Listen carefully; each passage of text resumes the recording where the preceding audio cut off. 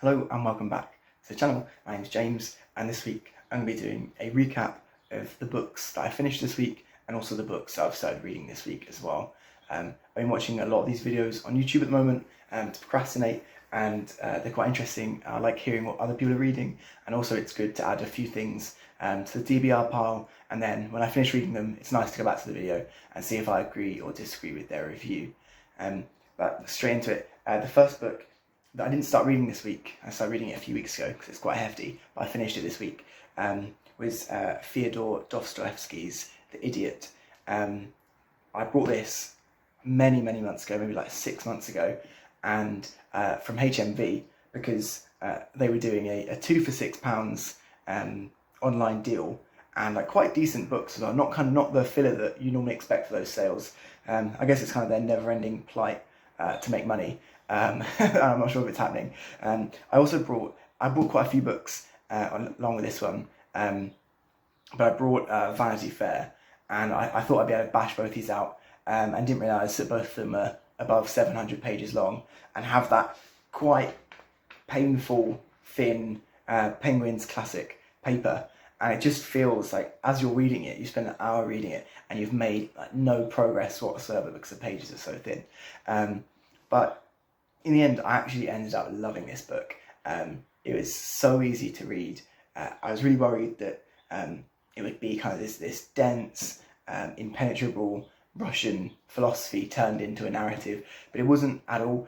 You could obviously read it and analyse it deeper if you wanted to, but for me, I just loved the way that the plot emerged, and I think really that's kind of the best word for it. Looking into it, Dostoyevsky kind of started out with this main premise that he wanted this perfect, almost Jesus-like character at the centre, and then he wanted to see how all these other characters, and I think it's quite classic for a Dostoyevsky novel to have dozens of characters that each get referred to by two different names, so it's almost impossible to keep up.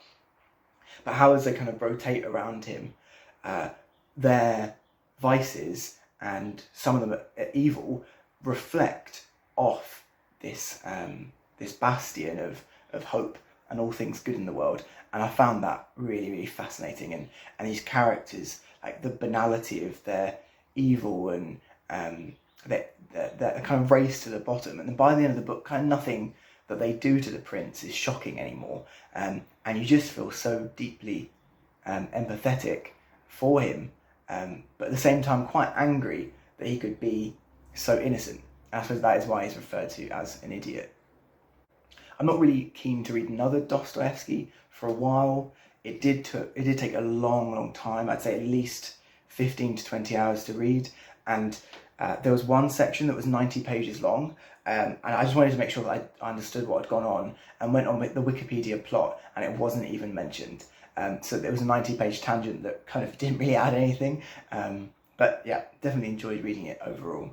The next book is an Audible book, so I don't have it with me, but it was part of the P.G. Wodehouse collection on Audible, and it was called Joy in the Morning, and it was part of the Bertie Wooster and Jeeves series. It was the last one actually in that Audible collection, narrated by Stephen Fry. And yeah, I've listened to a few of the Stephen Fry collections now. That there's one on Audible with Orwell, and another one, the Sherlock Holmes series, but obviously by Arthur Conan Doyle. And this one I really actually enjoyed. This last one in the series is a bit more of a complex plot, and the narrative felt a bit more substantial. Obviously, they are very funny, and it's surprising, even though they were published, I think, in the 20s or the 30s, they feel timeless. The language that we use today to mock that level of upper class, kind of meaningless lives, that language has remained the same even throughout this. You know, kind of like the what ho and spiffing, like that is kind of the same. One thing I do really wish about this collection was that in the Sherlock Holmes collection that Fry narrates, he's so deeply, his life kind of is entwined with these books. He grew up with them through childhood, and some of the stories that he tells before the start of each story or novel kind of really bring out certain elements of it.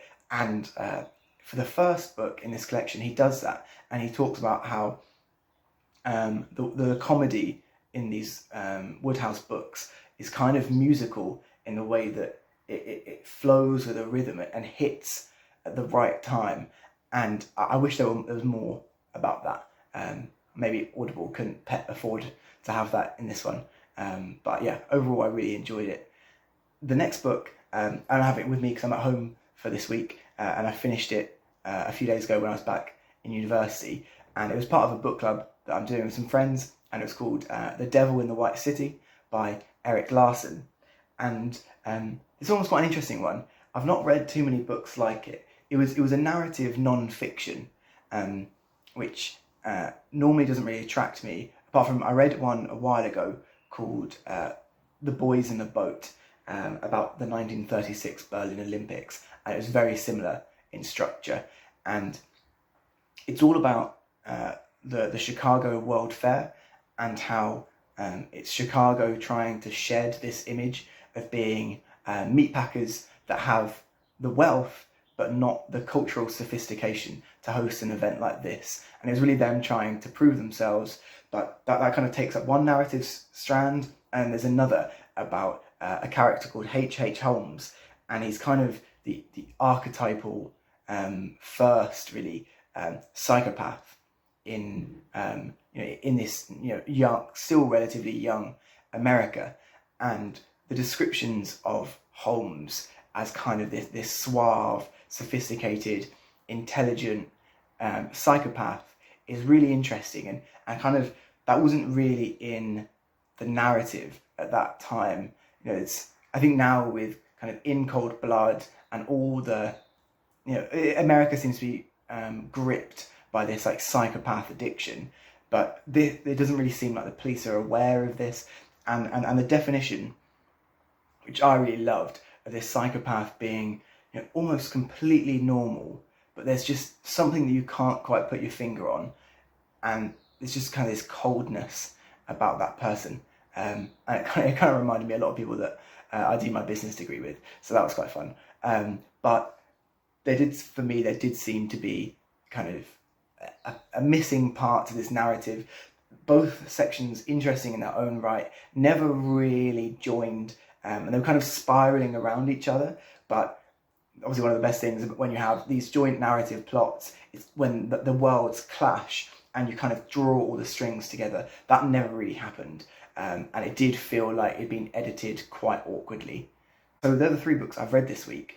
Moving on to the books that I'm currently reading.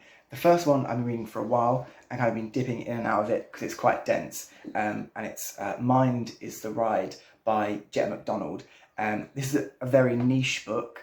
I think it only has 26 reviews on Goodreads, mostly positive, but still it's kind of 2 worlds meshed into one. So it's cycle touring, which is something I absolutely love. If I could turn the camera around, there are like 5 bikes on a rack in front of me, and then philosophy. So in that sense, it's very similar to Sophie's World, about how there's this narrative. This is non-fiction, the story is true, but there's this narrative, and that narrative is interwoven with teachings about philosophy, and it's very similar in the sense that it kind of goes through all the ancient Hellenic traditions, and then moves into kind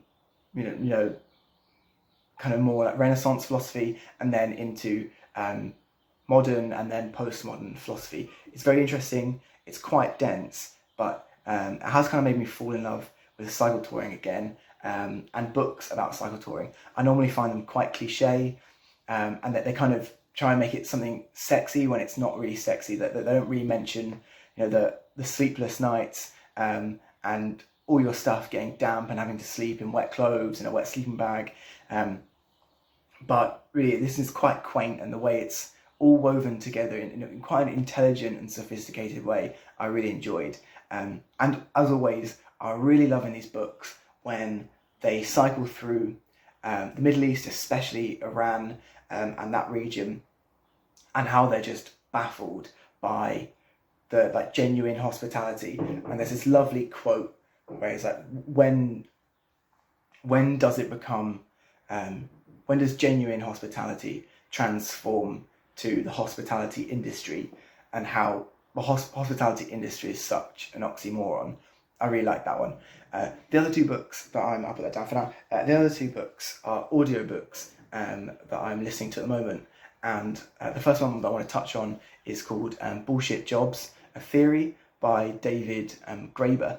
And this exploded after an article that he wrote for the magazine Strike, kind of like I think like a revolutionary kind of Marxist communist magazine, and it's kind of based on this premise that since kind of Thatcherism and Reaganism, as we adopted this like neoliberalism policy, you should have seen greater efficiency, right? That's what the market gospel tells us, that the state is inefficient, so we need big business, and that's to some extent has happened for blue collar workers.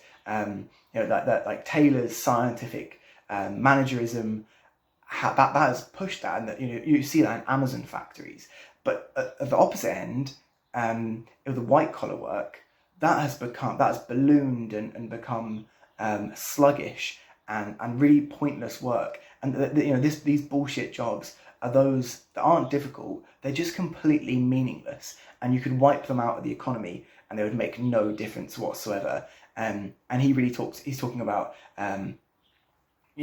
pencil pushers and box tickers. He's got this whole quite quaint academic taxonomy of the different types of jobs. But from my experience, my very limited experience, it really does seem like this is a growing problem, especially because so many people tie their self-worth, this like Puritan work ethic that we're told that meaning in life can come from your work. And if you're in one of these bullshit jobs, what do? It's very difficult to find meaning when what you're doing is meaningless. And then the final book is one that I'm kind of reading for an essay I'm writing on algorithmic bias and how we perceive data to be neutral, and it's not at all. And this book is called Data Feminism by Catherine D'Ignazio and Lauren F. Klein. And really it's all about how we code our biases, even if they're unconscious. People love that word, unconscious bias. How we code these biases in data collection and in how we create algorithms. They're not just blank slates. We project our desires and our fears onto it. And there are some classic examples of racialized policing in the US, but also Amazon a few years ago tried to roll out a recruitment algorithm that was biased against female engineers because it had been trained on training data from their previous cohorts of engineers, and obviously the majority of those were male. So this way, where it's kind of very unexpected, and we see algorithms to be neutral, and it's reaching for an objective truth, which in effect is a lie, and it means we make terrible decisions even though we kind of do have good intentions. And they tell this really interesting story of a black female NASA mathematician during the space race for the Soviets, and she realized that all the women were in the computing department, whereas all the men were in the engineering department. But all the men got these promotion opportunities, whereas these women computers, as they were called at the time, saw nothing. There was no progression until they retired or they quit. And she had to use data to show them. She collected data showing the progression of these women's careers.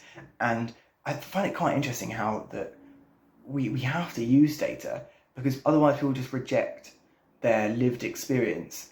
And I'm really interested to see what these authors recommend. How can this be changed, and potentially can it be changed? So that's the wrap up of the books I've been reading. The books are finished, and then the books I'm currently reading or listening to. Hopefully that was entertaining for you, and hopefully I can do these as I start reading. Hopefully, as we're coming out of lockdown, I'll be reading a little bit less, but it'll be good to get some more content on this channel. So yeah, have a good weekend.